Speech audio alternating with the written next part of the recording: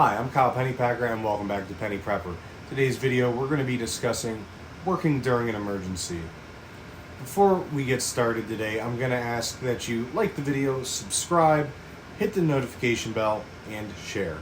So something I don't hear talked about much in prepping is going to work.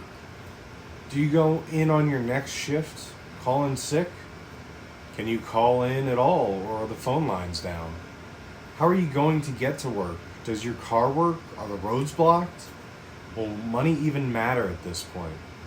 All of these are valid points that you need to think about before you try to go in on your next shift during an emergency.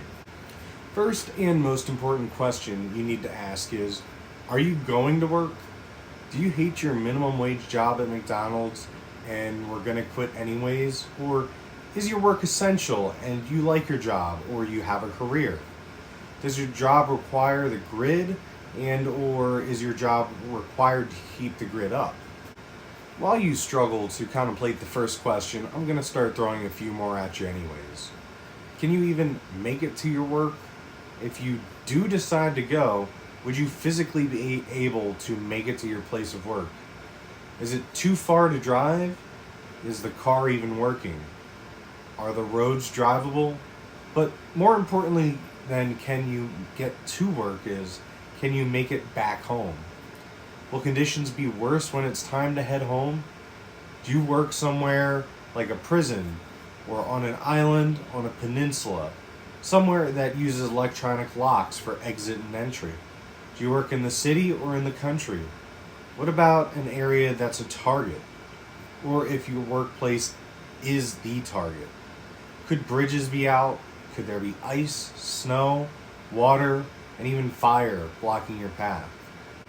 If the emergency is just bad weather, chances are you can go in early, sleep at work or in your car, get a hotel, and be able to leave work and go home. Will going to work and being at work actually be more dangerous for you? Think about if you would be a police officer, EMT, firefighter, nurse, or even something as simple as working in a grocery store or gas station. Almost any job where you deal with the public or you have supplies, you're going to be putting yourself in danger because people will want those supplies.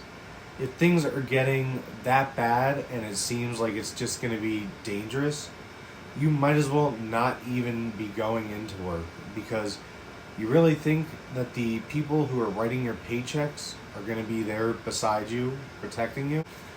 Maybe you can't get to work, can't call into your work, or you hate your job. Well, that makes the topic pretty easy. Maybe though, your workplace would be the perfect fortress, or maybe be the only place with food, water, or power around.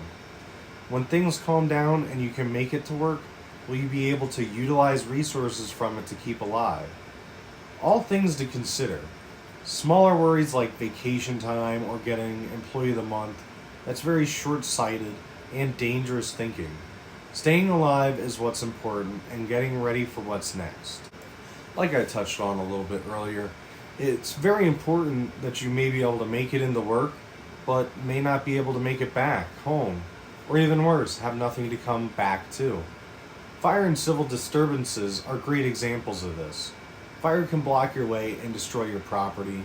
The only difference is, fire doesn't care who you are and won't necessarily target you, whereas during a civil disturbance or riots, the script may flip and you and your property may be targeted. Alright, that's all we have for today's video. If there's anything you would like to see, please comment and let me know. Stay safe and stay prepared.